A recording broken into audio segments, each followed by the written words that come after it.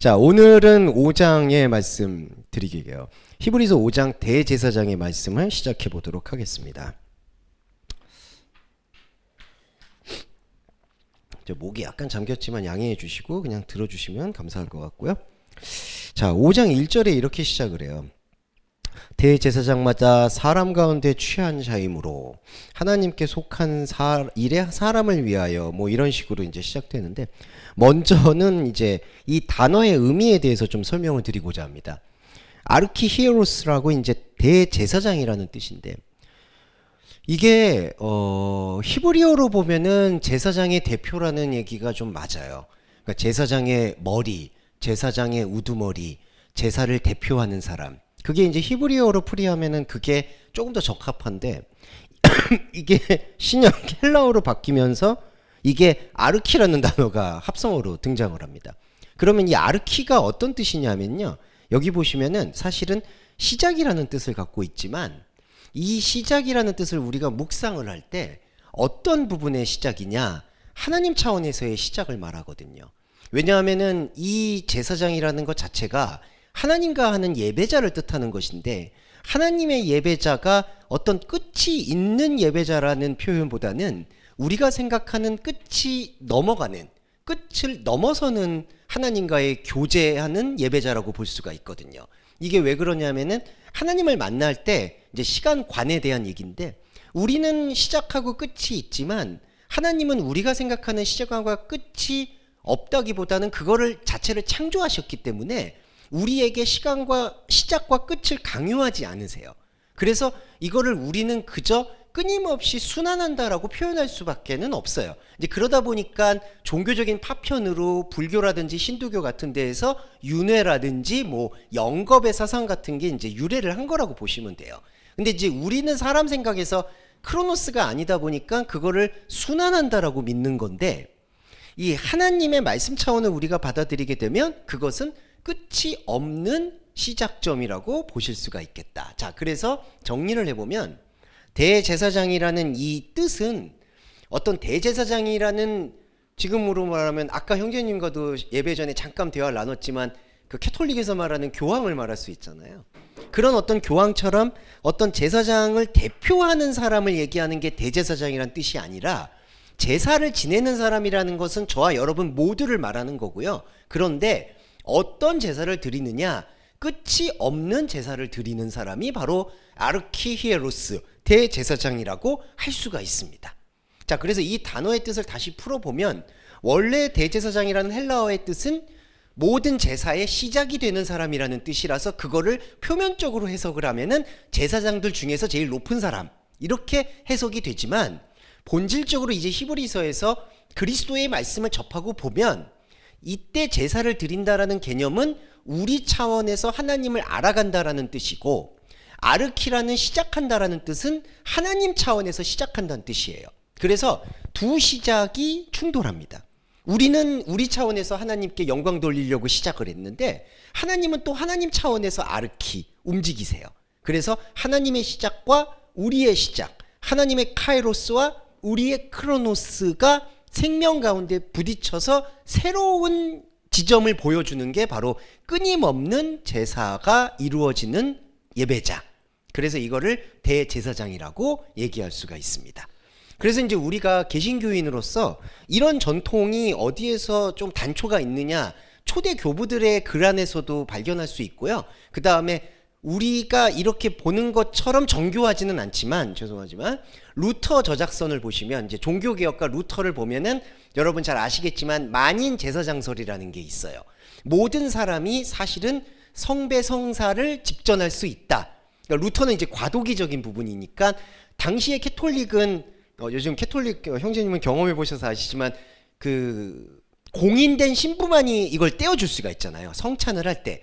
근데 개신교도 그게 약간 비슷한 것 같아요. 이렇게 목사님이 꼭 집전을 하거나 좀 뭔가 그게 아니면 목사님 아닌 경우에는 성찬을 잘 하는 경우는 못 본 것 같던데, 제가 봤을 때. 예, 그런 걸로 전통이 내려오다가 루터가 그게 아니라 모든 사람이 성배성사를 할 수 있다라는 개념에서 만인 대제사장설이라는 거를 주장을 했는데, 이제 그 부분에서 우리가 그리스도론하고 결합을 하면 그게 이제 만인 제사장이라는 루터의 뜻은 신부만이 하나님의 대리자가 아니다. 우리도 대리자가 될 수 있다라는 뜻이었는데 그걸 좀 더 깊이 들어가면 사실은 목사나 신부나 성도나 그런 기준은 존재하지 않는다라는 게 히브리서에서의 해석이고요.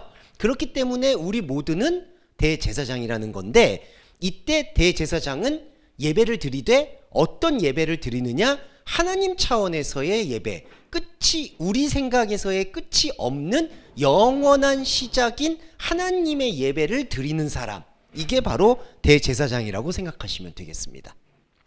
자, 그러면 사실 결론은 그럼 대제사장은 나다라는 결론인데, 그렇지만 우리가 이런 결론에 이르더라도 이 말씀의 과정을 저와 여러분이 인지를 해야 돼요.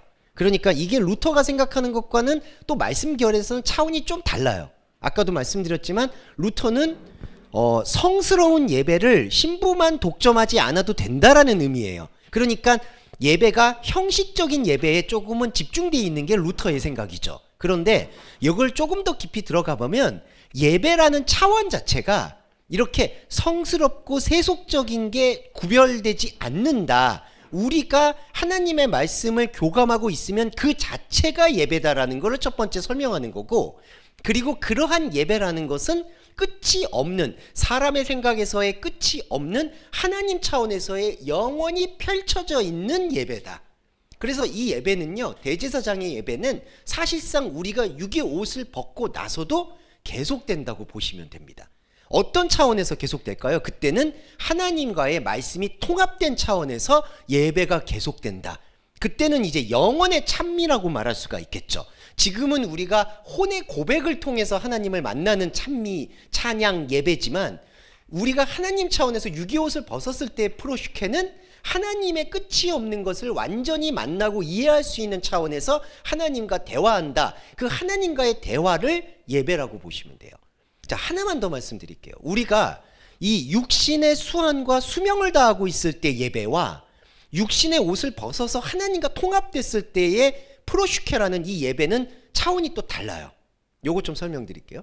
우리가 지금 혼의 차원에서 드리는 예배는 하나님의 없음에 대한 고백이 그 근간이 돼서 그 고백을 가지고 영을 만나는 차원입니다. 그래서 이 프로슈케는 냉정히 말씀드리면 우리 차원에서는 불완전한 예배예요. 지금 차원에서. 왜냐하면 우리가 하나님의 실체를 완전한 것으로 지금 만나는 게 아니에요. 혼이라는 장치를 통해서, 다름이라는 장치를 통해서 하나님과 하나됨을 느끼는 차원이에요. 그게 우리 현재 차원에서의 황홀경인데, 우리가 육의 옷을 벗고 나면은 이제 영원의 시간으로 들어가거든요.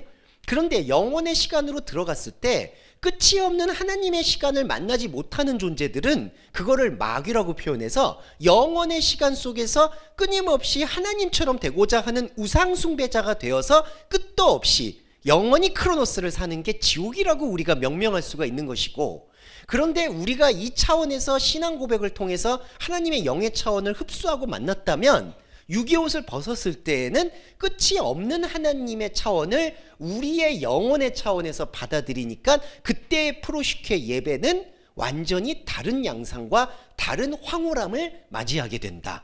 이거에 대해서 이제 우리가 천국과 지옥이라는 논리로 설명을 드릴 수가 있겠죠. 하지만 그게 무슨 이렇게 가면 천국 가고 하나님이 선한 일을 하면은 선한 일을 행한 자는 생명의 부활로, 악한 일을 행한 자면 심판의 부활로, 이렇게 나누는 이분법적인 천국과 지옥은 없다고 보셔야 됩니다. 네, 이 부분을 저희가 대제사장을 설명할 때 처음 설명을 드렸고요. 자, 그리고 요 대제사장 역할을 설명을 드릴게요. 5장 1절의 후반부에 대제사장은 하나님께 속한 일에 사람을 대신하여, 위하여가 아니라 휘페아르, 대신하여입니다. 대신하여 예물과 속죄하는 제사를 드리게 한다라고 되어 있는데, 이 부분에 대해서 해석을 드릴게요. 5장 1절 하반부 구절은 원문을 읽어드릴게요. 히나 프로스페레 노라테 카이 디시아스 휘페르 하마르티온. 요거 좀 해석을 드릴게요. 한글 번역의 구절이 여기입니다. 예물과 속죄하는 제사를 드리게 한다. 근데 이거는 이렇게 번역되면 곤란하고요. 직역을 하면 휘페르 하마르티온, 죄를 대신해서. 자, 그러면 먼저 해석을 해볼게요. 자, 대제사장은 저와 여러분이에요. 죄가 있어요. 그럼 여기서 죄는 뭘 말하느냐? 하나님과 다름을 고백하는 신앙 고백이에요, 여러분. 이 죄라는 하마르티아는 다르다는 뜻입니다. 여기 자범죄 영역이 아니죠, 여러분. 그러니까 하마르티아의 영역은 하나님과 내가 다르다는 걸 고백하는 고백 지점이에요. 근데 자, 대제사장인 저와 여러분은 그 죄를 고백해요. 그러면 하나님은 어떻게 화답을 하시냐 하면은 그 죄는 다름이잖아요. 그런데 하나님은 너와 나는 하나다, 너는 내 아들이다 라는 화답을 주시는 거예요. 자, 우리는 신앙 고백을 하나님, 저는 하나님이 아닙니다, 하나님을 알 수 없습니다, 의인은 없는 것 같습니다 라는 고백을 드려요. 그게 우리의 신앙 고백, 하마르티아 죄예요. 그런데 그 죄를 우리가 대제사장으로서 하나님께 연결하고 하나님께 탄원하게 되면 하나님은 그거를 받으셔서 언약으로 뭐를 돌려주시느냐? 죄가 아닌 것, 죄를 대신한 거를 돌려주세요. 그래서 이게 어떤 차원이 나오냐면 한글 번역은 예물과 제사라고 되어 있는데, 자, 제사, 뒤시아스는 어떤 행위냐? 우리 행위예요. 자, 뒤시아스, 제사라는 건 희생이란 뜻이거든요. 자, 우리는 항상 하나님을 만날 때 이런 매개물이 있어요. 그러니까 여러분, 유교라든지 불교라든지 기독교라든지 모든 행동에는 제사가 있습니다. 제사라는 건 뭐냐 하면 내가 하나님을 직접 만날 수가 없기 때문에 뭔가 대리자, 대체자, 대체물, 대체 성상 같은 걸 두는 거예요. 그래서 개신교가 그거를 깨고 나왔다고 해도 십자가를 세우는 거예요. 왜 그러냐면은 사람은 혼의 존재인지라 영을 바로 만날 수가 없기 때문에 혼으로 오신 뭔가 대체적인 것을 찾아가서 그걸 통해서 희생을 얻으려고 하는 거예요. 자, 십자가의 오해가 바로 그거죠. 자, 하나님 아들이 영인데 육이어가지고 하나님의 아들이 우리 안에서 우리의 죄를 대신해서 십자가에서 피를 흘렸다. 그거는 우리가 생각하는 제물이라는 거예요. 제물. 그래서 구약에 보시면 항상 송아지나 염소나 양을 잡잖아요. 그걸 잡아가지고 하나님께 나아가잖아요. 그 피를 흘려서. 그래서 예수 그리스도도 그렇게 생각을 했던 게 우리 생각에서의 뒤시아스, 제물이에요. 자, 그런데 놀라운 게 우리는 예수를 그렇게 생각해요. 자, 우리는 예수가 하나님의 아들이고 우리한테 와서 죄를 사해 주셨다. 저와 여러분도 초기에 보실 때 당연히 그렇게 보셨죠? 자, 그건 우리 차원이에요. 우리 죄를 위해서 어린 양처럼 십자가에서 피를 흘리셨습니다 라고 고백을 하는 게 우리 제사예요, 여러분. 그런데 그 제사에 대해서 하나님이 어떻게 화답을 하냐면은 도라, 선물로 화답을 하세요. 자, 선물은 뭐냐 하면요, 연고가 없다는 뜻입니다. 그러니까 자, 이 의미는 하나님의 의미 차원으로 들어가서 봐야 되는데, 자, 사람은 선물이다 그러면은 최소한 뭐 이게 주어지는 게 있잖아요. 만약에 형제님이 저한테 선물을 주셨다 할 때, 선물을 줬다라고 할 때 선물을 준다라고 형제님이 얘기했는데 아무것도 안 주면 그게 뭐죠? 저를 기만한 거죠. 갑자기 이제 형제님이 뭐 주겠습니다, 기대하세요. 그래서 제가 잔뜩 기대했어. 근데 아무것도 없네? 그러면서 이제 제일 안 좋은 거 있죠. 내 자신이 선물이야, 뭐 이런 거. 결혼기념일 같은데 우리 신혼부부는 그런 거 특별히 조심하셔야 됩니다. 뭐 우리 날짜가 뭐가 중요해, 내 자신이 선물인데 이런 거 안 되죠. 우리는 그거 절대로 안 돼요.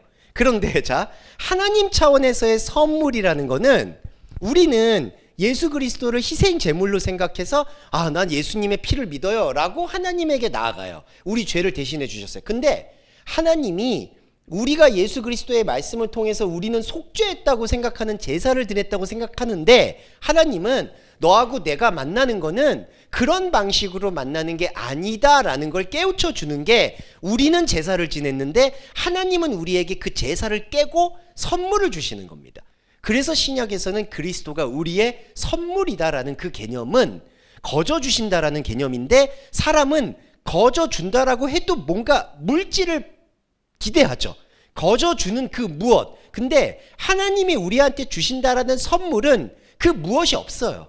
하나님이 그냥 자기 자신을 내어놓는 게 선물이에요. 그리고 우리가 하나님 자신을 알아보는 것, 지금 저와 여러분이 알아보는 차원에 들어간 거예요. 아, 선물은 뭔가 물질적이거나 받는 게 아니구나라는 것을 깨우치게 되면 이 선물은 완성이 되는 겁니다.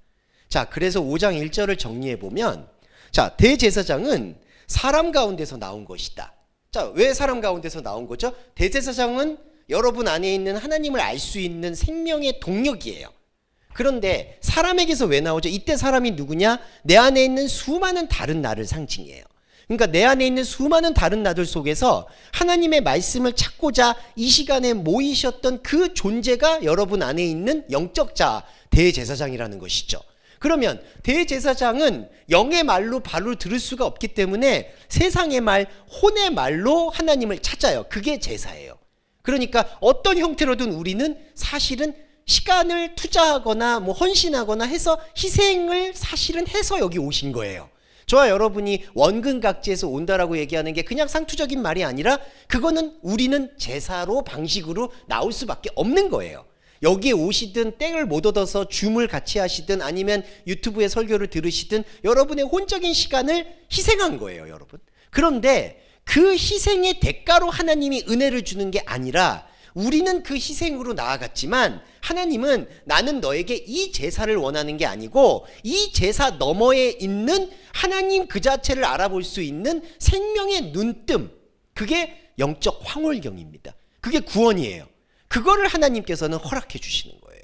자, 그래서 뭐가 중요하냐면 예수님이 그 공생의 마지막 부분에서 예루살렘 들어갔을 때 그 장사하는 집 만들지 말라고 해가지고 거기서 장사하는 집 다 엎어버린 거 있으시죠?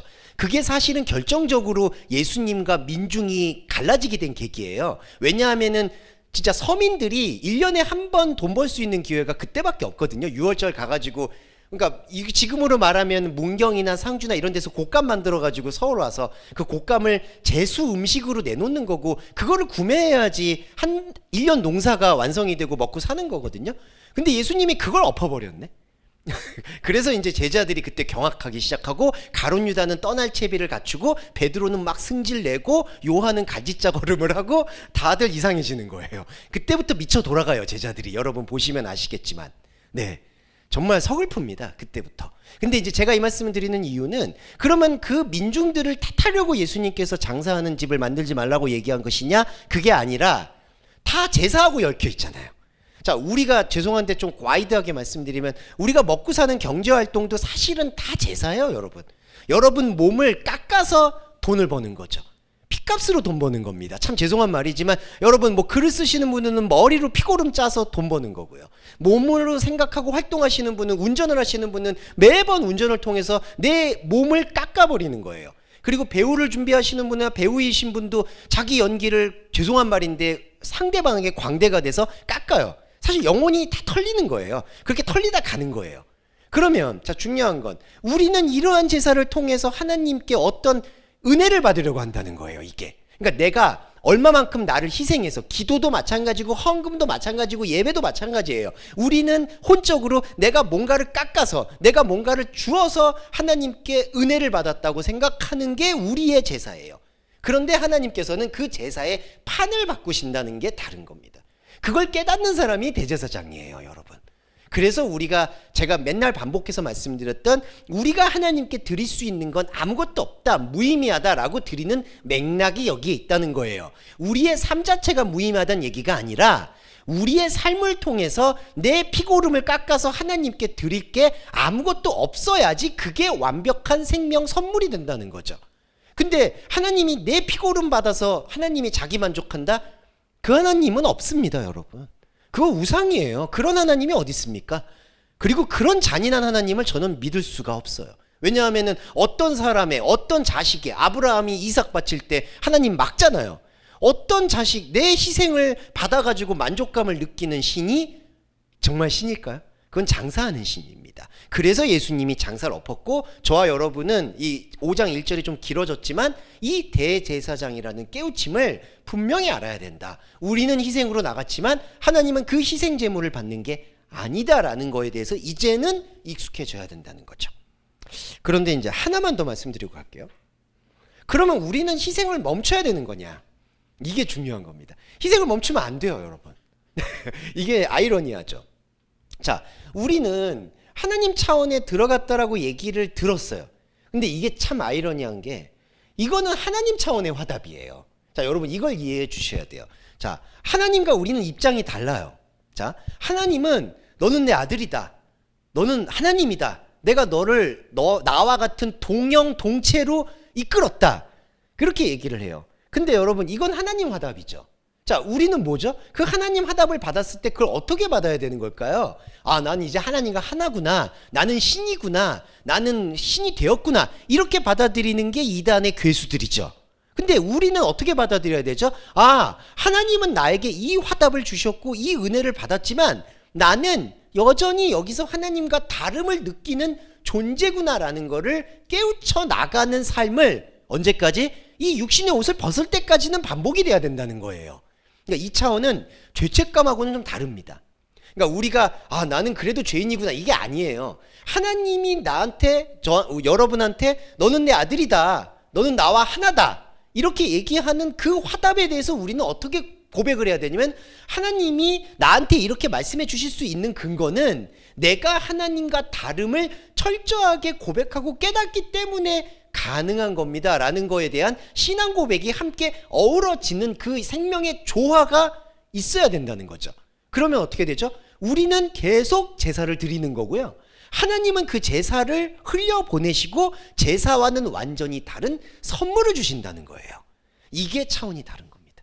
근데 이제 이게 잘못되어서 우리가 계속해서 예수님의 피값으로 죄사함을 받았기 때문에 그 은혜에 감격해서 제사를 드린다? 이렇게 되면 어떻게 되는 거죠? 이 숯불을 머리에다 쌌듯이 하나님의 은혜는 관심이 없고 또 계속 1년에 한 번씩 한 주에 한 번씩 제사를 드리고 제사로 은혜를 받으려고 한다는 거예요. 그러면은 절대로 안 됩니다. 그거는 은혜도 아니고 뭣도 아니고 오히려 더 저주의 그물망 속에 빠져가는 거예요. 비판적으로 말씀면 한국 교회는 십자가 복음에 되게 민감한 복음주의자들이 많습니다. 미국이나 유럽의 교회하고는 달라요. 유럽의 교회는 사실은 코이노니아, 친교의 교회로 넘어갔고요. 사회운동의 교회로 넘어간 편이고 미국의 교회는 진짜 죄송한데 트럼프 같은 사람이 대통령 되려는 걸 보면 벌써 현상적으로 기복신앙에 너무나 깊게 빠져있는 것을 확인해 볼 수 있습니다. 그러면 사실은 미국이나 유럽의 상황보다 한국의 복음주의 상황이 더 낫다고 얘기하는 사람들이 그래서 있는 거예요. 한국은 그래도 순수하게 십자가를 추구하고 있다. 근데 문제는 그게 가장 깊은 아킬레스건이라는 거예요. 왜냐하면은 그 십자가를 통해서 사람이 이게 저는 이렇게 이해해요. 유교적인 관습이 있다 보니까 이 되게 양심이 바른 것 같아요. 하나님께서 아들을 보내셔서 십자가 피를 흘려주셨는데 우리가 그냥 가만히 있으면 되겠느냐? 어떻게 목사님한테 뭐 하나로 해야지? 하라는 말씀이 아닙니다. 제가 해드릴 거예요. 걱정하지 마시고 앞으로도 제가 많이 해드릴 테니까 그건 누리셔야 돼요. 네, 그러니까 뭘 해드려야지? 교회를 위해서 내가 뭐라도 해야지. 교회에다가 내가 뭐 벽돌 하나라도 올려야지. 이러면 안 되는 거예요. 이게 바로 십자가를 변질시키는 가장 큰 첩경이고 걸림돌이 되는 거예요. 그래서 한국 교회를 감히 비판하자면 십자가의 함정에 빠져 있는 겁니다. 이 복음주의라는 그 순수함이 이게 아주 한 끗 차이인데 이 대제사장이라는 해석에서도 왜곡의 지점들이 존재하고 있다는 거죠. 이게 5장 1절의 말씀으로 볼 수가 있겠고 2절을 보면 저가 무식하고 미혹한 자를 능히 용납할 수 있는 것은 자기도 연약에 쌓여 있습니다. 이게 지금 뭐냐면은 대제사장에 대한 얘기거든요. 그래서 여기 보시면 한글 번역에 무식하고 미혹한 거다. 아그노시스 플라메노스. 이거를 받아들이는 것은 자기도 연약에 쌓여 있습니다. 이거 그리스도가 아니라요. 대제사장인 우리를 말해요. 그럼 우리가 연약에 쌓여 있다는 게 뭐죠? 이게 우리의 신앙 고백을 말하는 겁니다. 하나님을 내가 알아가려고 성경을 읽고 있는데요. 하나님에 대한 것이 실체가 더 멀어져요 라고 고백하는 게 사실은 본질적인 고백이에요. 그러니까 저와 여러분이 제가 단언하고 싶은 건 이 말씀을 너무 깨우치다 보니까 뭐 하나님이 보인다 그런 사람의 말은 믿을 수가 없고 믿어서도 안 돼요. 성경을 읽으면요 하나님이 안 보여야 돼요. 여러분 하나님이 더 멀어져야 돼요. 이거 죄송한 말인데 여러분이 그렸던 내가 그리고 있는 하나님이 그래도 나한테는 이런 방식으로 찾아오고 피드백을 주고 뭔가 관계를 맺어왔어. 그게 여러분의 1차적 믿음이고 저의 믿음이에요. 그런데 이제 하나님의 말씀을 점점 알아갈수록 우리는 연약을 고백하는 존재가 되어지는 게 바람직한 거예요. 하나님이 나한테 점점 멀어져야 돼요. 근데 제가 왜 이 연약에 대해서 말씀드리냐 하면은 이게 제 거 아니다. 죄송해요. 네. 이게 하나님과 저와의 확장입니다. 요것 좀 말씀드릴게요. 자, 우리는 연약을 고백할 때 어떻게 고백하냐 하면은 죄책감이나 뭐 내가 무식하다 무지하다 고백하는 게 아니에요. 말씀을 보면 볼수록, 말씀의 깊이 속으로 들어가면 들어갈수록 하나님이 내가 요 정도 알고 있었다고 생각하고 이게 끝이라고 생각했는데 하나님이 점점 저쪽으로 가요. 그런데 여러분, 하나님이 저쪽으로 간다는 게 하나님이 나와 궁극적으로 멀어진다는 얘기가 아니에요. 하나님은 저기도 있고 여기도 있죠. 여기 안에 그리스도를 심었으니까. 그러니까 어떻게 되죠? 하나님이 원래는 여기 붙어 있으면은 하나님과 나와의 입체적인 그 폭이 요거밖에 안 돼요. 근데 하나님이 점점점 멀어지죠? 그러면 이게 원을 그리죠, 여러분. 이게 이제 노아가 방주 이후에 나왔을 때 한글 번역에서 무지개라고 번역된 거 있죠. 탁시온이라고 이제 히브리어인데 그게 뭐냐면 활이 더 당길 수 없을 만큼 쫙 당기는 상태. 양궁성수가 이렇게 활시위를 당기는 그 텐션을 말합니다. 그러니까 하나님은 그리스도로 여기 있고 또 하나님은 말씀을 보면 볼수록 우리는 연약을 고백하면 하나님은 저렇게 가요. 그러면 하나님과 내가 만나는 이거를 죄송합니다. 스피리추얼 필드라고 하는데 영적인 공간이 그만큼 원심력이 커지는 거예요, 여러분. 이게 천국은 침노하는 자의 것이 되는 겁니다. 하나님과 내가 느낄 수 있는 지점이 훨씬 더 많아지는 거예요. 그래서 5장 2절에 이 말씀, 자기도 이 아스테니안 연약에 쌓여 있다라는 것은 그냥 연약하다, 약하다는 고백이 아니라 점점 하나님을 알면 알수록 모른다라고 말하는 생명체계에 흡수된다라는 뜻을 얘기하고 있습니다. 그게 연약에 쌓여 있다라는 뜻이에요. 그러니까 이거를 그냥 감정적으로 대제사장도 우리와 똑같은 인간이고 연약하다 이런 뜻이 아니라는 거예요. 연약에 쌓여 있다는 것은 하나님을 더 모른다라는 사실을 더 깊게 고백하게 되는 장력이 커지는 상태, 그거를 연약에 휩싸여 있다라고 볼 수가 있습니다. 자, 그러면 연약에 휩싸여 있는 것과 조금 더 이야기를 가볼게요. 이러므로 백성을 위하여 대제사장이 속죄제를 드림과 같이 또한 자기를 위하여 드리는 것이 마땅하니라 이렇게 돼 있는데 이게 뭐냐면요. 요 부분만 설명드릴게요. 페리 헤아우트 프로페레인 휘페르 하마르티온. 자, 이게 이제 1절의 반복인데요. 한글 번역에서는 자기를 위하여 드리는 것이 마땅하다라는 단어인데 뭐냐면 헤아우톤이 자기 자신이에요. 자기 자신은 혼적인 자아를 뜻합니다. 혼적인 자아를 죄를 대신해서 내어놓는다는 뜻이에요. 그럼 그 뜻은 어떤 뜻이냐면 앞서 말씀드린 거의 반복인데 죄라는 거는 하나님과 내가 다르다는 걸 인지하는 감각을 말하거든요. 근데 자기 자신이라는 거는 혼으로 살아가고 있는 나의 모든 인생을 뜻해요. 그래서 나의 모든 인생을 투신해서 하나님과 내가 다르다는 사실을 고백하는 것으로 이거를 익스체인지 하는 거예요. 죄를 대신해서 자기 자신을 내어놓는다. 자, 이게 뭐죠? 그러면 자, 이게 참 신비로운 게 자, 자기 자신이라는 게 여러분이에요. 여러분 자신의 원자예요. 혼적 자아예요. 근데 이 혼적인 자아가 하나님과 다르다는 것을 아는 것으로 자기를 투신해요. 그러니까 저와 여러분의 혼적인 자아와 저와 여러분의 인생의 목적은 하나님을 알면 알수록 내가 하나님과 다르다는 걸 깨닫는 그 신앙 고백체가 되는 거예요. 그게 여러분과 저의 자기 자신이에요. 그런데 자기 자신이 하나님과 다르다는 걸 통해서 죄를 고백하잖아요. 그런데 그 죄를 고백하게 되면 죄는 사라지고 죄를 대신해서 어떤 존재가 등장을 하냐면은 이 대제사장이 여러분이 하나님과 다르다는 걸 고백하는 그 자리에 하나님이 아까 말씀드렸던 너는 내 아들이다, 너는 나와 하나다 라는 합일의 고백을 해주신다는 거예요. 죄를 대신해서. 그래서 여기 한글 번역은 약간 복잡한 게 아니라 조금 뭉뚱그려서 표현했는데 자기를 위하여 드리는 것이 마땅하다 이게 아니라 여러분 각자가 헤아우토 자기 자신을 죄, 하나님을 모르는 것에 대해서 헌신하게 되면 이게 헌신이라는 게 하나님을 모른다라는 고백을 드리면 하나님께서는 당신이 나와 함께 있다는 것, 여러분과 함께 있다라는 것을 고백할 수밖에 없다. 그게 마땅하다라는 의미가 되는 거예요. 오페엘레마. 예. 그러니까 여러분이 산 제사가 된다라는 겁니다. 이게 사도 바울이 말하는 그 로마서에서 여러분 자신을 거룩한 산 제사로 드리라고 하잖아요. 그러면 아까도 제사 말씀드렸죠. 저와 여러분이 제사를 드리는 거예요, 하나님께. 근데 하나님은 우리한테 우리는 죄를 고백하지만 하나님은 죄가 아니라 당신과 하나 되어 있다는 생명의 스티그마, 흔적과 확증을 주신다는 거예요. 이게 이제 5장 3절에 자기를 위하여 드리는 것이 마땅하다라는 얘기입니다. 이 4절까지 가고 얘기를 좀 더 이어가 볼게요.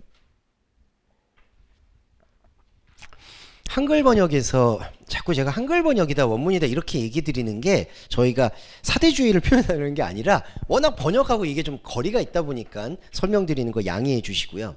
자, 이 존귀는 아무나 스스로 취하지 못하고 오직 아론과 같이 하나님의 부르심을 입은 자라 할 것이다 라는데 이거는 번역을 처음부터 다시 해야 될 것 같아요.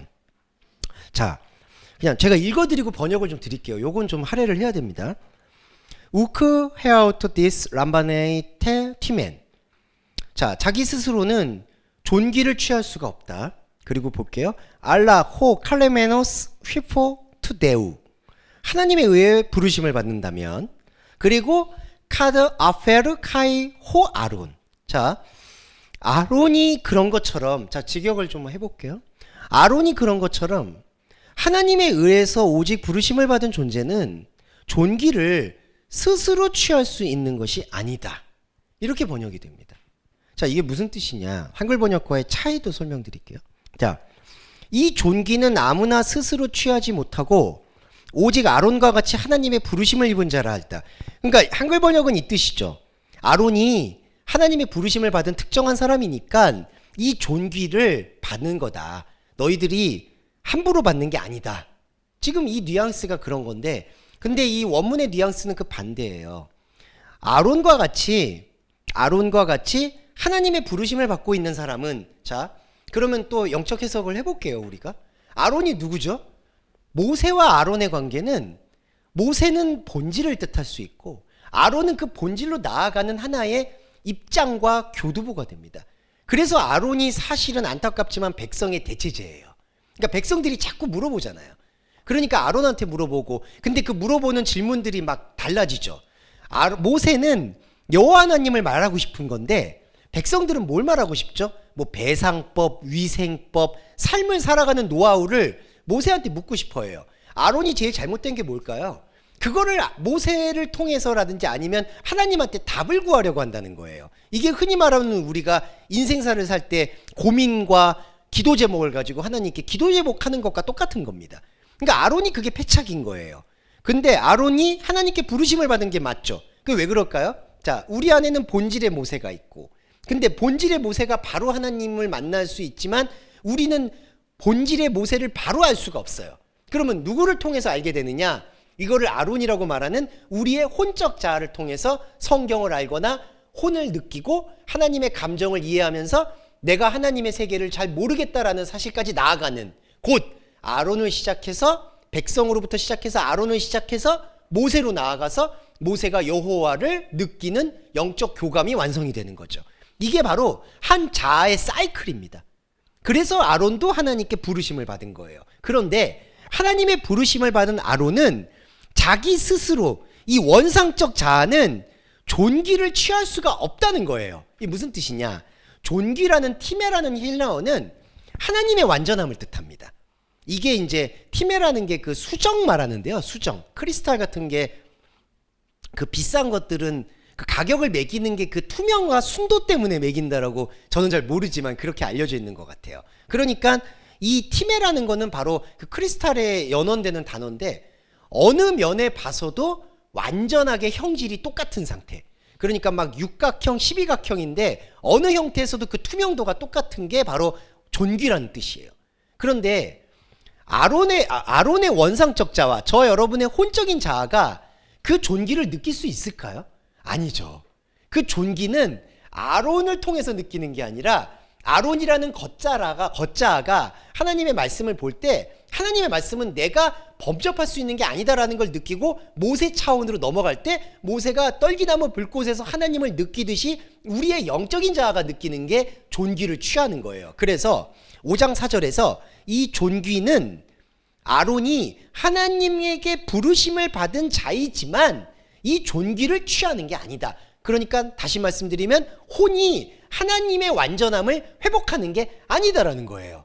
자, 그러면 국면이 달라지는 게 저와 여러분은 대제사장으로 출발했는데 대제사장의 본질이 뭐냐? 아론이에요. 저와 여러분이 아론으로서 하나님을 만난 거예요. 근데 아론이 존귀를 취하지 못한다는 건 아론이 완전한 하나님의 하나됨을 느끼는 교감체가 아니다라는 거예요. 다르다는 걸 고백하는 고백체인 거죠. 그러면 하나님과 하나가 되는 교감체가 어디가 아닐까요? 어디에서 나오느냐? 5절을 볼까요? 이와 같이 그리스도가 대제사장 되므로 스스로 영광을 취하심이 아니요 오직 말씀하신 이가 저에게 이르시되 너는 내 아들이니 오늘 내가 너를 낳았다. 자, 이 뜻입니다. 자, 요걸 설명을 드리고 쉬었다 할게요. 5장 5절에 자, 그리스도가 나와요. 자, 그리스도가 대제사장이 되어 나타난다고 해요. 자, 그러면 이거 볼게요. 자, 그리스도와 대제사장은 원래 동일한 의미가 아니에요. 그리스도는 대제사장이어도 되고 아니어도 돼요. 아무 상관없어요. 근데 자, 그리스도가 대제사장이 되죠. 왜 되죠?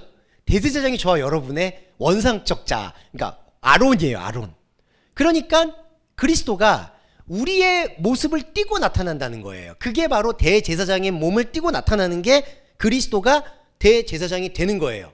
그러면서 스스로 영광을 취하는 게 아니다라는 거는 그리스도가 우리 안으로 들어와서 먼저 하는 역할이 뭐냐 하면은 하나님과 다르다는 것을 느끼게 해줘요. 자, 그리스도를 만나서 우리가 신약 성경을 만나서 쉽게 말해서 신약 성경을 듣고 나서 구약을 다시 읽을 수밖에 없다는 걸 깨우치죠. 이게 구약에서 알던 하나님이 진짜 하나님이 아니다라는 것을 완전히 전면적으로 제고하는 게 그리스도의 효과예요. 그러니까 우리가 그리스도를 만나고 율법의 완성이라는 거를 완전히 다시 읽기 시작하는 거죠. 그래서 민수기 신명기를 그렇게 우리가 읽고 묵상했던 거죠. 그렇게 읽어요. 그래서 영광이 이 영광은 우리의 스스로라는 뜻이 우리의 혼적자를 말해요. 우리의 혼적자에 담겨있는 게 아니구나라는 거를 느끼는 거예요. 그게 바로 스스로 영광을 취하지 않는다는 거예요. 그리스도의 말씀이 들어와서 우리의 대제사장으로 통해서 하나님과 다르다는 걸 깨닫게 해줘요. 자, 그 다음이 중요한 게 깨닫게 해준 다음에 우리 안에 이제 하나님이 멀어졌잖아. 아까 제가 말씀드렸듯이. 그럼 우리 안에 또 다른 신앙 고백이 나온 게 뭐냐면 하나님의 화답인데 이게 구약 성경 말씀을 인용해서 이게 표현된 거예요. 너는 내 아들이다. 휴오스 개념. 아들. 그러면 자, 이거 중요한 게 그리스도가 아들이란 뜻일까요? 아니면은 그리스도가 대제사장이 들어와서 내 안에서 생명을 깨우쳐 준 게 아들일까요? 당연히 후자가 되는 겁니다. 이게 무슨 뜻이냐면 하나님이 보면 얘기가 좀 길어졌는데 죄송해요. 좀만 이어갈게요. 하나님이 성부, 성자 이런 식으로 얘기하잖아요. 자, 그리스도가 아들이라고 얘기하죠. 근데 중요한 거는 더 깊이 들어가 보면 그리스도 예수는 하나님에게 아들일 수도 있고 아닐 수도 있어요. 그게 삼위일체의 신비예요. 그러니까 그리스도는 하나님에게 하나님을 성부라고 부를 이유도 없어요. 솔직히. 왜냐하면 하나님이 하나잖아요. 그렇죠, 여러분? 그러니까 아들이랄 이유가 없어요. 그러면 왜 아들이라고 부르는 걸까? 그게 우리의 원상, 이게 혼적인 자아 말고 우리의 창세전 자아를 일깨우는 미랄이고 씨고, 죄송한 말입니다, 정액이기 때문이에요. 그러니까 우리 안에는요, 생명을 일깨울 수 있는 생명의 원초적인 불꽃이 있어야 돼요. 그러니까 이게 우리는 혼의 자아가 이렇게 움직인다고 해서 살아있는 거라고 보잖아요. 하나님이 볼 때는 죄송한 말인데 히브리어로 무트, 죽은 거예요. 이게 영이 안 살아있으니까. 그러면 그 영을 살릴 수 있는, 우리 창세전에 예비되었던 그 영을 살릴 수 있는 그 씨앗이고 불꽃이 뭐냐? 그게 아들 그리스도라는 거예요. 그러면 그 아들 그리스도가 누구죠? 나예요. 나, 여러분이에요. 왜냐하면은 그리스도의 존재의 목적은 여러분 안에 있는 창세전 자아를 일깨우기 위한 존재의 목적이기 때문이에요. 그래서 너는 내 아들이다 이렇게 얘기하는 거는 하나님이 더 직접적으로 말씀드리면 제 안에 있는 그리스도를 보고 아들이라고 얘기하는 거예요. 그래서 여러분, 이 그리스도의 동일체라는 게 저와 여러분이 원상적인 영을 깨우치면 여러분과 제가 그리스도예요. 이거를 이제 큰 의미로 하나님이 되었다라고 얘기하는 거예요. 왜냐하면은 하나님께서 나와 다르지만 하나가 되는 영적 관계를 언약으로 허락하셨고 그 관계를 이루기 위해서 그리스도를 보내신 거예요. 그래서 여기 보시면 너는 내 아들이니 오늘 내가 너를 낳았다라고 얘기한다는 겁니다. 그래서 자, 정리를 좀 해보면 요 전반부를 여러분과 저는 대제사장이고요. 그래서 제사를 우리는 항상 희생을 드릴 수밖에 없지만 그 희생이 선물로 돌아온다라는, 그러니까 원인과 결과가 아닌 전혀 다른 것이 돌아온다라는 것을 깨우치는 예배자들이고요. 그 예배자들 안에서 연약이 쌓여 있고요. 우리는 말씀을 보면 볼수록 하나님을 모른다라는 신앙 고백을 할 수밖에 없다는 것. 하지만 그게 더 하나님 나라가 확장이 된다는 뜻이고요. 마지막으로는 우리에게는 대제사장이 곧 아론과 같은 역할인데 아론이 존귀를 취할 수 없다는 것을 고백하는 것이고요. 마지막으로 이 고백이 이루어지고 나면 무엇이 보이느냐? 내 안에 하나님께서 언약으로 보내셨던 그리스도가 나구나. 그러니까 아들이다라고 얘기하는 것 자체가 그리스도의 존재의 목적이고, 그 아들은 여러 사람의 아들이 아니라 여러분 안에 있는 원초적 자, 그러니까 태초전 자를 일깨우는 영적 작업이었구나라는 것을 깨우친다는 겁니다. 그러니까 대제사장이 깨우친 게 아니죠. 여러분 안에 영적인 자아가 이제 눈을 뜬 겁니다. 이렇게 이해해 주시면 되겠습니다. 네, 잠깐 쉬었다가 좀 두 번째 시간 가져볼게요. 자, 두 번째 제가 후반부 구절 말씀드릴게요. 6절은 내가 영원히 멜기세덱의 반차를 쫓는 제사장이다. 이제 이거는 간단히 말씀드리면 멜기세덱의 반차라는 게요. 여기 이것도 이제 히브리, 그러니까 구약 성경의 인용 구절인데 이게 탁신이라는 단어인데 멜기세덱의 질서, 멜기세덱의 길이라는 뜻입니다. 근데 이제 요거를 히브리서에서 강조하는 방법이 왜 그러냐면은 대제사장이라는 것은 레위 지파들이 이렇게 지배하고 있거든요. 아시겠지만은 우리도 한국 사회에서도 뭐 유림 뭐 이렇게 있잖아요. 이렇게 유교적인 그런 어떤 전통을 이어받는 분들이 있고, 그리고 유대교인들도 레위 지파 소속인 사람들이 대제사장이다, 제사장 직분을 맡는다 이렇게 되어 있는데, 사실은 창세기에서 잘 보시면 아시겠지만 멜기세덱은 근본이 없다는 거죠. 그때 말하는 근본이라는 게 이제 사람이 말하는 조상, 족보, 그리고 우리가 참 안타까운 얘기지만 비판적으로 말씀드려서 죄송하지만 한국 사회에는 학연지연 있잖아요. 당신 어느 학교 출신이냐, 어디 김씨냐, 어디 임씨냐, 뭐 이런 거 있으시죠. 예, 어디 권씨, 뭐 이런 것도 여쭤볼 때가 있죠. 그리고 저는 그걸 호도 이런 거 잘 모르겠더라고요. 어디 문파, 무슨 문공파, 뭐 멧돼손 뭐 이런 거 하시는데 저는 잘 모르겠고, 아무튼 그런 족보가 아니다라는 걸 강조하는 게 5장 6절에 멜기세덱의 궤적이다.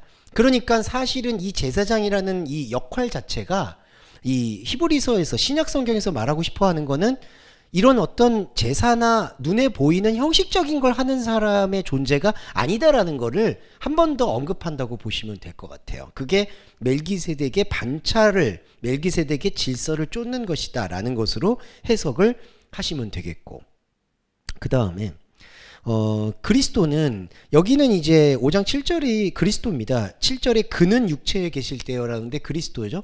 근데 여러분 아까도 제가 말씀드렸지만 그리스도는 우리 안에 있는 말씀의 씨앗이세요. 그러니까 그리스도를 따로 생각하지 마시고 삼위일체 생각할 때 성부, 성자, 성령 생각하잖아요. 근데 사실은 성자와 성령이라는 게 동시에 움직인다고 생각하시면 감사할 것 같아요. 그러니까 저와 여러분 안에는 그리스도의 말씀의 씨앗과 생명이 존재하고 있고, 그 생명이 말씀을 듣고 느끼는 예배를 통해서 움직이고 깨우쳐지는 상태가 바로 푸니마 하기온 성령이라고 봐야 됩니다. 그러니까 성령이 사실은 이렇게 성부, 성자, 성령이 외부에 있는데 우리한테 은혜를 주고 뭐 역할을 주고, 그게 아니라 성령이라는 것은 이게 이제 상태적 존재라고 말하는데, 무슨 이렇게 성령이라는 천사 같은 존재가 임재하거나 우리한테 들어오고 이런 거하고는 상관없이 하나님의 말씀이 깨우쳐지면 그 흐름 자체가 바로 성령, 거룩한 영의 흐름이다. 이렇게 이해해 주시면 될 것 같아요. 바로 그게 그리스도예요. 그는 심한 통곡과 눈물로 간구와 소원을 올렸다라고 얘기하는데, 간구를 통한 탄원이라고 보시는 게 정확합니다. 그러니까 여기 한글 번역에서는 간구와 소원이라고 되어 있는데요. 이때 간구하다라는 거는 요건 좀 나눠져요. 이 간구는 우리 차원에서의 고백입니다. 그러니까 간구하다는 건요, 여기 한글 한자 사전 나오는데 도움을 구하다, 뭔가 갈망하다, 이게 간구예요. 그런데 탄원은 뭐냐면요. 이제 한글 번역에서는 소원이라고 되어 있는데 이게 이제 이케테리아스 탄원입니다. 탄원은 법적 요구라고 보셔야 돼요. 자, 그래서 이게 간구와 탄원이라는 거는 어떤 상호 관계가 있냐면은 우리는 하나님에게 간구의 기도를 시작합니다. 그러니까 그냥 쉽게 말씀드려서 우리가 배려의 기도를 할 때도 있고 우리가 말씀을 볼 때도 있고 또 말씀을 보지 않고 인생살이를 살아갈 때 여러 문제점들이나 어려움들 때문에 뭐 독백을 하든지 뭘 하든지 탄식을 하든지 뭐 간구를 하잖아요. 그게 인간의 차원이에요. 그거는 그리고 거부하시면 안 돼요.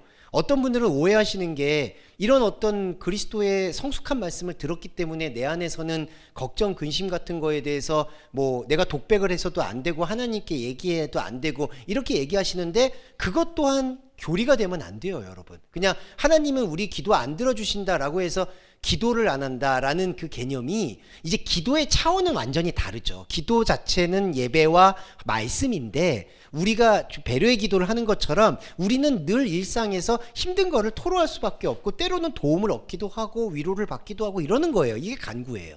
그런데 여러분 중요하고 은혜로운 건 우리는 간구를 할 수밖에 없지만 하나님은 우리한테 법적인 언약이 법이거든요. 법적인 생명의 효력으로 응답을 주신다는 게 탄원입니다.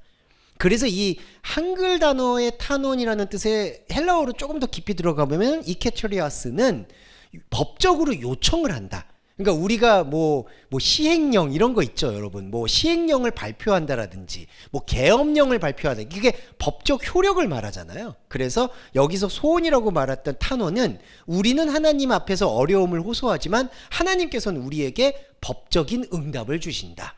근데 이제 여기서 이제 엇박자가 좀 있는 거죠. 엇박자가 어떤 거냐면 우리는 우리가 좀 얻고 싶어 하는 게 있잖아요. 간구라는 게. 우리가 구하고 싶고 저는 그런 게 너무 많다 보니까 저는 나이가 들면은 달관할 줄 알았는데 나이 얘기해서 진짜 죄송한데 더 집착이 심해지는 것 같아요. 그거는 그래서 제가 그걸 인정했습니다. 아니, 제가 이게 신앙이 성숙하지 못해서가 아니라 이건 저의 원래 본성이구나 이제 이렇게 인정하기로 해서 그러고 보니까 좀 컨트롤이 되더라고요. 근데 우리는 하나님한테 사실은 간구하는 게 되게 사실 하나님이 볼 때는 진짜 죄송한 말인데 되게 한심한 거거든요. 하나님의 차원에서. 그렇지만 우리는 늘 그게 있어요. 근데 하나님께서는 늘 응답을 하세요. 중요한 건 간구를 하면 탄원을 주세요. 근데 이게 이제 미스매치가 좀 많다는 거죠. 그러니까 우리는 그냥 쉽게 말씀드리면 이거 한 개 더 주세요 이러잖아요. 제가 한 개 더 주세요. 이게 간구예요. 근데 권사님이 딴 분들은 한 개 드렸는데 제게 두 개 있잖아요. 이게 목사 특권도 아니고. 그래서 권사님이 단호하게 안 돼 이렇게 얘기하시는 게 탄원이라는 거죠. 규칙이라는 거지. 그러니까 여기서 이제 엇박자고 그럼 저는 막 감정적으로 또 서운하고 권사님이 나한테 뭔가 이렇게 관심이 식은 건 아닐까 뭐 이런 것들. 그러니까 이게 바로 간구와 탄원 사이의 긴장이에요, 여러분. 네, 그거는 근데 일상에서 여러분들이 진짜 죄송한 말인데 감당하셔야 된다. 목사가 뭐 상담해 준다고 해결될 문제가 아니다. 여러분의 간구와 하나님의 법적인 리액션은 간격이 크다. 그거는 조금 우리가 조금 받아들일 필요가 있다는 것 때문에 조금 설명을 드렸습니다. 그리고 이제 보시면 자 9절과 10절은 순종하는 자에게 구원의 근원이 되신다. 이제 구원의 근원이라는 게 이제 여기 보시면 5장 9절에 근원이라는 단어가 창시라는 뜻이거든요. 아티오스 구원의 창시자가 되셨다. 자 이게 참 은혜로운 거고 중요한데 한글 번역에서는 구원의 근원이라고 했을 때 자 근원은 원인을 얘기하잖아요. 그럼 구원은 여러분 구원이라는 단어의 원래 뜻을 우리가 알고 있잖아요. 어디서 건짐을 받았다, 구원 받았다. 그러니까 예수 그리스도는 우리가 생각하는 구원의 근원이 됐다. 이렇게 이해를 해요. 근데 이게 참 은혜로운 게 소테리아 아티스오스 구원의 창시라는 거는 이 구원의 개념을 완전히 새로운 걸로 제시해 주신다는 뜻이에요. 창시라는 게 뭘까요? 창시, 창조, 만들어낸다는 뜻이기도 합니다. 그러니까 그리스도는 우리 구원을 보여주신다는 거예요. 그러니까 이게 좀 다른 게 구원의 근원이라 그러면은 우리가 생각하는 천국 가야지라는 구원에 대해서 그리스도가 근원이다라고 이제 이해하고 믿고 아멘이라고 얘기하는 거고, 이거는 다르게 그리스도는 우리가 생각하는 구원에 대한 만족감을 충족시키는 존재가 아니라 우리가 미처 생각하지 못했던 완전한 구원, 하나님과 완전히 만나는 합일되는 상태의 창시자가 그리스도다. 근데 여러분 더 은혜로운 건 그 그리스도가 내 안에 있다는 거예요. 말씀으로. 이게 바로 구원의 개념입니다. 그래서 구원이 저희가 사실은 해석하는 것 자체가 되게 사치스럽다라고 얘기할 수도 있어요. 왜냐하면은 이 구원이라는 거는 사람은 늘 간구 속에서 구원이 오거든요. 아까도 구원이라는 게 여러 구원이 있잖아요. 내가 아주 어려운 일을 겪을 때 구원받고 싶다. 사실 그런 표현을 안 쓰지만은 거의 다 그런 거예요. 문제 해결받고 싶다. 뭐 이렇게 돌파하고 싶다. 더 좋은 자리로 가고 싶다. 뭐 돈을 많이 벌고 싶다. 낫고 싶다. 이 모든 것들에서 구원이 담겨 있어요. 이 구원이라는 건 수렁에 빠졌다가 건짐을 받는 상태. 이게 사람이 생각하는 구원의 사이클이에요. 그런데 중요한 건 하나님은 이 사이클을 구원이라고 얘기하지는 않습니다. 이거는 배려라고 보시면 돼요. 이런 어려움들 때문에 하나님 말씀 보는 게 방해가 되기 때문에 하나님께서 때로는 그 걸림돌들을 치워주시고 길을 열어주시고 숨통을 튀게 해주세요. 저는 그걸 확신해요. 하나님께서 우리의 혼의 삶에 생명으로 관여하셔서 우리가 너무 힘들고 어려워서 대제사장 역할을 수행할 수 없을 때 혼의 세속의 삶을 정리해주고 관계를 깔끔하게 해주시는 역할을 해주시는 거는 저는 맞다고 믿어요. 근데 그 목적은, 중요한 건 하나님이 그렇게 하시는 목적은 바로 진짜 구원을 받아들일 만한 체질을 만들어 주시는 거죠. 그래서 제가 사실 안타깝지만 확신 있게 말씀드리면 이 구원은 낯선 겁니다. 이게 낯선 구원이에요. 그러니까 이거는 우리가 이해하는 구원과 좀 달라요. 왜냐하면은 전혀 우리가 듣고 알고 있었던 이미지의 구원이 아니기 때문이에요. 그렇기 때문에 아까 간구와 탄원의 그 엇박자처럼 이게 이제 이런 거예요. 저번에도 한번 말씀드렸지만 하나님이 언약을 통해서 아주 환하게 웃으시면서 우리한테 야 죄송해요 원규야 이거 구원이야 이렇게 했는데 제가 전혀 반응이 없는 거죠. 저와 여러분이 아마 그럴 거예요. 죄송한데 이게 뭐가 구원이야 이러는 거예요. 내가 구원 만들었어. 너무 기쁘지. 하나님은 스스로 이제 만족하시니까 막 스스로 황홀해. 근데 우리는 전혀 재미가 없어. 아니 그러면은 지금 이거 하려고 저를 낳았고 저를 뭐 가르치고 이랬던 거예요? 이게 당연한 반응입니다. 그래서 이 반응을 너무 결별하지만 않게 조절하는 컨트롤, 그게 저와 여러분의 삶에 필요한 거겠죠. 예, 이게 되게 필요해요. 이게 안 그러면은 실망하고 가버리잖아요. 이 낯선 구원이다 그래가지고 만약에 이제 저에 대해서 누군가가 어떤 분이 잔뜩 기대를 했어. 죄송한데 요즘 이제 글쓰기 강의를 하고 있는데 요것만 말씀드릴게요. 저만 만나면 뭐 다 등단할 거라고 생각을 하세요. 근데 제 자체가 등단을 이상한 데서 했는데 죄송해요. 이거 죄송해요. 근데 그러니까 제가 무슨 뭐 마이너스의 손도 아니고 제가 마이너스의 손이거든요. 저를 만나면은 이상하게 질이 떨어지는 경우가 있어요. 그러니까 되게 나중에 욕도 하시더라고요. 와, 내가 이렇게 투자했는데. 근데 별로 투자하신 것도 없는데, 제가 봤을 때는. 예, 별로 그 노력하신 것도 없는 것 같은데, 그런 경우가 있어요. 자, 하나님과 우리와의 구원의 개념이 그렇다는 걸. 그래서 제가 자꾸 이런 것들을 왜 높아심에서 계속 말씀드리냐면은, 견디셔야 돼서 그래요. 앞으로도 계속 그래요, 이게. 이 구원은 개념이 다르다. 그게 낯설다. 그건 왜 그러냐면 이사야서에서 예견이 돼서 그렇습니다. 이사야서 60장 이후인가요? 그는 흠모할 만한 것이 없다는 게 그리스도론의 구약에서의 되게 핵심이거든요. 아무도 그에게 관심을 갖지 않았다는 거에 대해서 관심을 두지 않았다라는 거는 최소한 긍휼의 마음도 안 들었다는 뜻이에요, 여러분. 그러니까 이게 완벽한 무관심이 되는 거죠. 그리고 다니엘, 요거 다니엘 말씀드리고 싶어요. 다니엘이 사자굴에 들어갔는데 안 잡아먹히는 이유가 뭐냐 하면은 완전히 사자가 볼 때는 피냄새를 하나도 못 맡았다는 얘기예요. 그러면 여러분 아예 관심이 없었다는 얘기죠, 사자가. 그러니까 피냄새가 있어야지 뭐 물어뜯든지 잡아뜯든지 할 거 아니에요. 그냥 벽이고 돌이고 굴러다니는데 사자가 미쳤다고 그걸 돌을 막 우적우적 잡아 씹지는 않겠죠. 다니엘이 채식을 했다는 게 바로 그 뜻이에요. 채식이라는 거는 사람이 볼 때 아무런 효용 가치가 없는 거를 먹는다는 게 바로 채식입니다. 그래서 이게 이제 비건 얘기하는 게 아니라 하나님의 말씀은 완전히 다른 개념이다라는 걸 제가 조금 설명드리고 싶어서 구원의 근원이 아니라 구원의 새로운 창시자다. 이렇게 얘기 드릴 수 있겠고, 시간을 좀 끌어서 죄송한데 마지막 부분은 좀 말씀드릴게요. 이거는 개념이 중요한 거라서 11절부터는 자, 멜기세덱에 관하여는 우리가 할 말이 많으나 너희의 듣는 것이 둔하여 해석하기가 어렵다. 이렇게 돼 있어요. 근데 이게 제가 말씀드리고 싶은 게 해석하기가 어렵다라는 요 단어를 부정적으로 보실 필요가 없다는 거예요. 네. 해석하기가 어렵다 그러면은 이게 한마디로 이런 거죠. 너희들이 아직 못 알아들을 거다. 이런 뜻이잖아요. 근데 그 뜻이 아니에요. 이게 해석하기가 어렵다라는 얘기 자체는 아까 제가 낯설다라고 얘기하는 것처럼 이거는 해석의 영역이나 해석의 성질과 다를 수 있다는 걸 염두에 둔다는 거예요.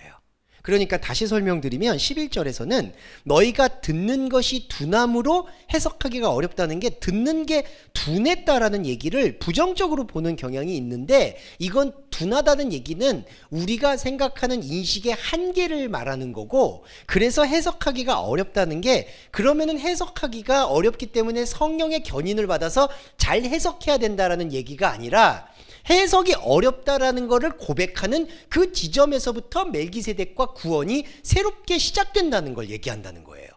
네, 그래서 지금은 너희가 이게 듣는 게 어렵고 나중에는 듣기가 좋아질 거다 이 뜻이 아니라는 것을 먼저 염두에 두셔야 되고요. 12절이 참 안타까운 게 있어요. 때가 오래므로 너희가 마땅히 선생이 될 터이나 근데 이게 아니에요 여러분. 요거 좀 해석 드릴게요. 오늘 시간이 조금만 걸려도 양해해 주세요.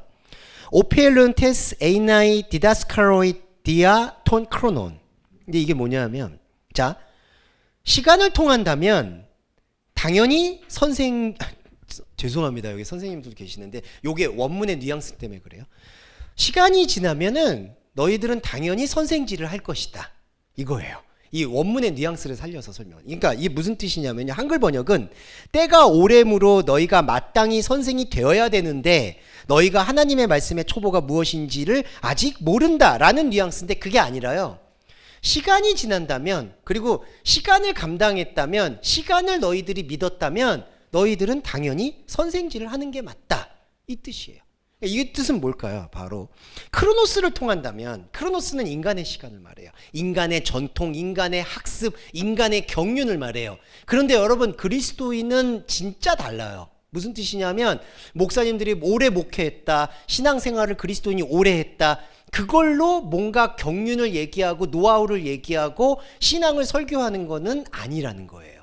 그러니까 자 진짜 안타까운 건 시간을 하나님이 생명의 시간, 창조의 시간이 아니라 우리의 시간을 믿고 우리의 시간대로 신앙생활을 했다면은 지금쯤 당신은 꼰대가 돼 있다는 얘기예요. 네. 그러니까 시간에 의지했다면은 당연히 교사질을 하고 있을 거다. 교사질이 뭐죠? 죄송한데 가르치려는 욕구라는 거예요. 예. 이게 안타깝게도 우리가 물리적인 시간일 때 물론 많이 배우고 경륜이 있으신 분이 질풍노도와 같은 20대를 볼 때 가르쳐주고 싶겠죠. 네, 그렇죠. 아, 나는 인생을 저렇게 안 살았으니까. 근데 그게 여러분 뭐가 되죠? 사람마다 다 궤적이 다른데 그거는 그냥 나는 살았을 때 이렇게 살았어 얘기해 주는 거는 좋은데 나는 이렇게 됐으니까 잘 됐어. 그러니까 너도 이렇게 돼 라고 얘기하는 순간 이게 디다스칼로이, 선생이 된다는 거예요. 근데 이렇게 되면 안 된다는 거예요. 그래서 여기 보시면 너희는 이렇게 하지 말고 다시 가르침을 받아야 된다. 여기서 다시 가르침을 받는다는 건요 재생이란 뜻입니다.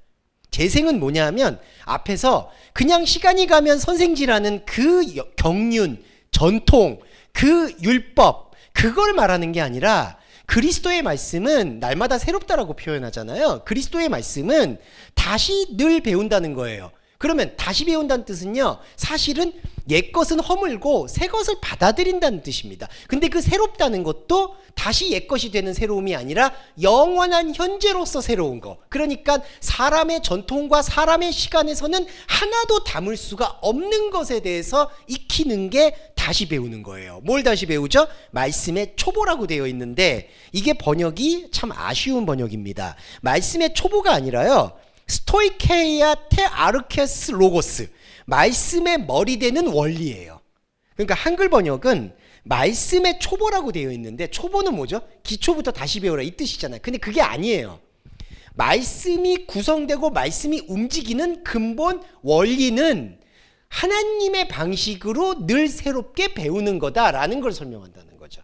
그러니까 이건 완전히 달라요, 여러분. 그러니까 첫 번째는 우리의 혼의 지식에서는 멜기세덱에 대해서는 내가 혼의 지식으로는 해석하기가 어렵다는 걸 하나님께 1차적으로 고백을 하는 거예요. 그러니까 크로노스 상태는 늘 둔하다는 걸 고백하는 거고요. 그 다음에 그러면 이거는 내가 때가 되면은 스승이 되고, 때가 되면은 뭐가 왕이 되고, 때가 되면 제사장이 되고, 때가 되면 목사가 되고, 때가 되면 장로가 되어서 누구를 가르치는 게 아니라 그냥 각자의 그리스도의 말씀의 위치에서 이 말씀의 원리를 계속해서 하나님의 시간 속에서 배워나가는 사람, 그게 그리스도인이라는 거죠.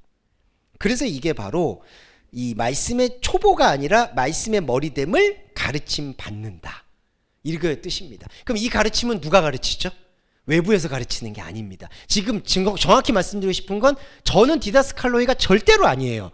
그렇게 얘기하시는 분들의 목사님들의 말을 죄송한데 신뢰해서는 안 돼요. 뭐 이렇게 누가 목양을 한다, 뭐 이렇게 양에게 뭐 떼어준다, 이런 말씀하시는 목사님들은 진짜 죄송한데 그 성격이나 인품은 존경하되 그분의 말씀에 대해서는 진짜 죄송한데 거리를 두셔야 돼요. 왜냐하면 뭘 떼어주려고 하잖아요. 그 마음은 좋은데 그 사람이 떼어주는 그 진심은 존경하시되 그 떼어주는 떡은 받아먹지 않는 게 좋다. 왜냐하면은 그분은 지금 때가 오래므로 교사가 돼가지고 계속 떼어주려고 한다는 거죠. 그래서 은퇴하신 분들 말들을 그렇게 귀담아 들으실 필요가 없다. 진짜 죄송해요. 은퇴하면 그냥 은퇴하신 거지. 요즘에 보면은 은퇴하신 목사님들이나 은퇴하신 분들이 자꾸 뭔가 목소리를 내려고 하는데 이게 나이의 은퇴가 아니에요, 여러분. 그냥 우리는 연령이 높으신 분이든 낮으신 분이든 다 각자의 자리에서 서로를 존중하고 마음을 가지면서 20대는 20대대로, 그 다음에 70대는 70대대로 하나님의 말씀을 그냥 계속해서 새로운 차원으로 받아들이시면 되는 거예요. 그게 그렇게 어렵나요? 이렇게 되는 거예요. 이게 말씀드리고 싶고, 시간 너무 많이 지났는데 또 죄송하다는 말씀 여러분 듣기 싫으시겠지만 죄송하지만 하나만 더 말씀드리고 끝내겠습니다. 젖이나 먹고 단단한 식물을 못 먹을 자가 되었다. 젖을 먹는 자마다 어린아이니 의의 말씀을 경험하지 못했고, 단단한 식물은 장성한 자의 것이니 저희가 지각을 사용함으로 연단을 받아 선악을 분별한다. 근데 이거 정말 저는 약속드릴게요. 이거 다음 주에 좀 더 설명드릴게요. 다다음 주에. 네. 자, 요거는 결론적인 것만 말씀드리고 싶어요.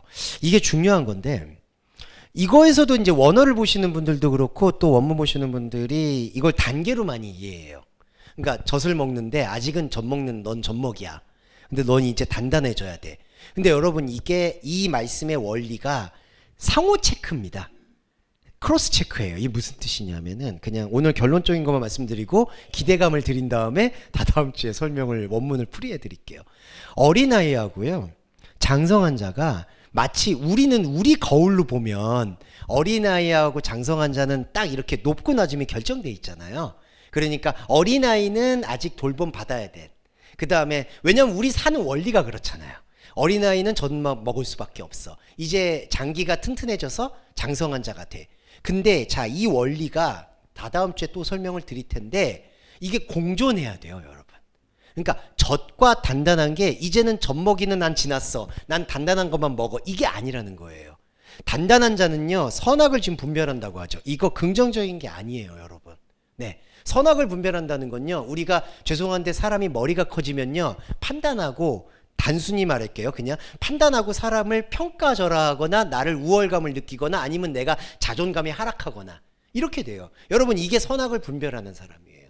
단단한 것의 효능은 젖먹을 때에는 분별이 없어서 그것도 단점이겠지만 단단한 거의 단점은 분별이 되죠. 그럼 분별이 되고 나면 우리의 혼적 자아가 어떤 양상을 나타낼까요? 사람을 판단합니다.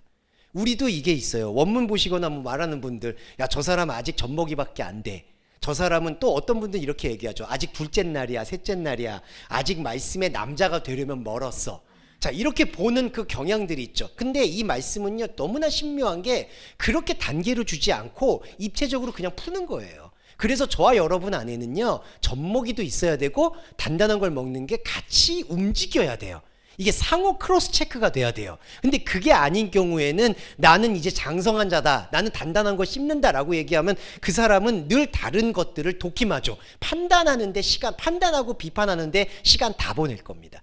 그래서 보시면 그런 설교는 그냥 기존의 한국교회가 어떻고 잘못됐고 다 하고 그러다가 원문의 해석은 아예 안 하고 그냥 끝나는 경우도 허다해요.